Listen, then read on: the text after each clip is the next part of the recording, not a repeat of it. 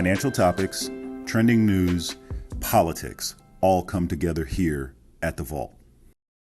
All right, so Charles, I wanted to put this on the screen because I wanted to talk about it a little bit. I've had conversations with you off camera, right. Being a person of color in business, specifically in your industry, right. On how things are just in the world, right? And this one is related to LPL, who you're working with. Yep. And obviously, that this type of stuff exists in the world and in your industry. But I'm curious what your thoughts are on this story. Yeah, man, I read it too. Not surprised. You know what I mean? I was not in shock one bit.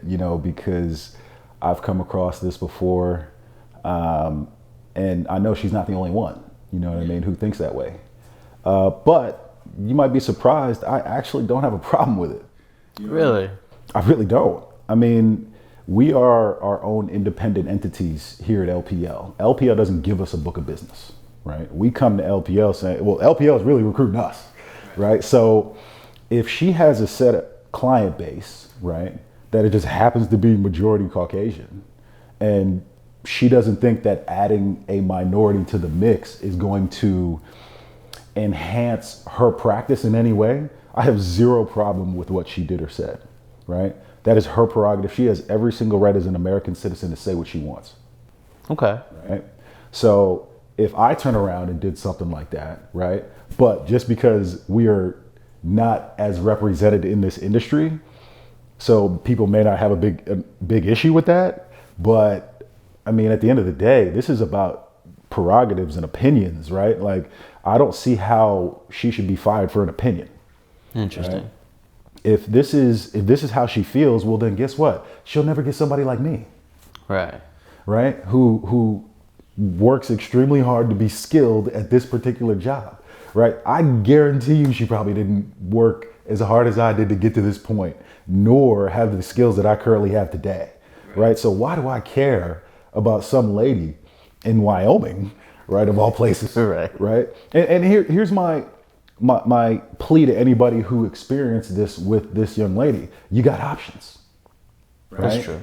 There are individuals like myself out here. There are other individuals in this business that look like you that you can go and work with. Right. Not work for. Right? And especially if you want to be at LPL, why would you allow yourself, right? Just go be more skilled than she is. Right. You know what I mean? That's all you can do.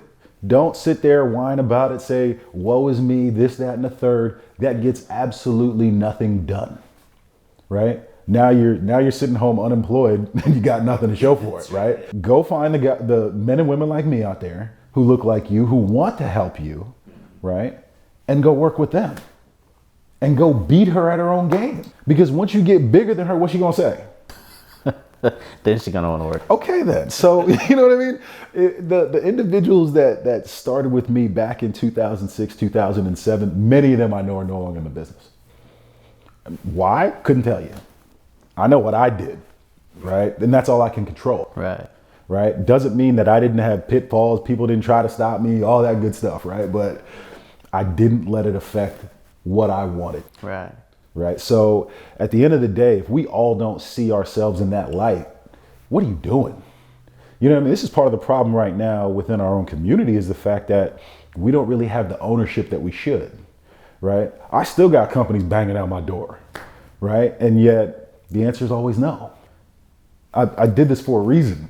Right. I don't need you. No. Yeah. Right. I do not. So, at the end of the day, anybody who's trying and recruit me now, I'm like, sorry, what's the point? I've already made my name work. Yeah.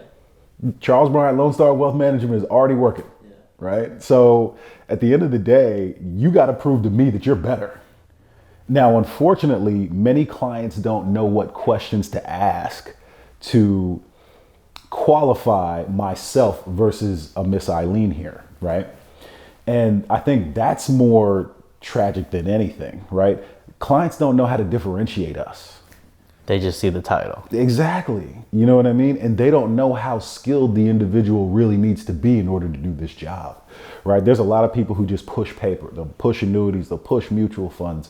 And they're just all about the transaction, right? And getting on to the next one, right? I have no idea how this young lady, implements her practice, nor do I care, right? Why would I care? I'm concentrated on Charles Bryant here in Sarasota, Florida. No plans to go to Wyoming. But guess what? If I ever enter that market, she better look out, right? Because I guarantee you, if you put me and her next to each other, you start asking us questions about how to do this job, chances are I'm going to come out looking better. So my job has always been be more skilled than the next person, right?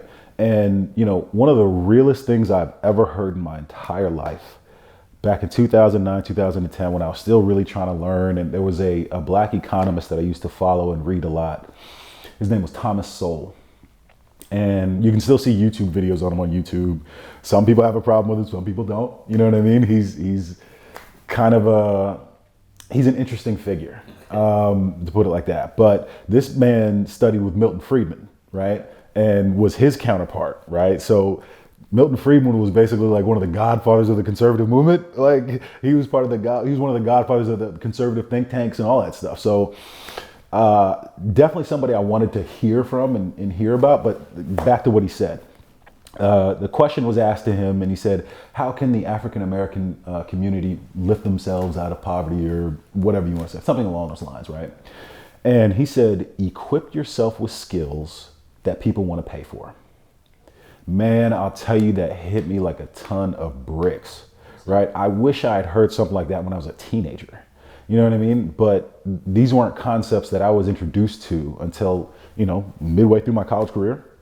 So, and I really didn't think about them in depth until I was finally licensed and, my butt was on the line, you know what I mean? So now you got to do it. Yeah, now I got to be more educated. So, for me, all I've done since 2009, 2010 is try to be more skilled than the next individual next to me, right? So, for all the gentlemen and ladies that are at banks, wirehouses, I want to be my own independent RIA someday, to where I think I mentioned this to you before. I want to have a global family office.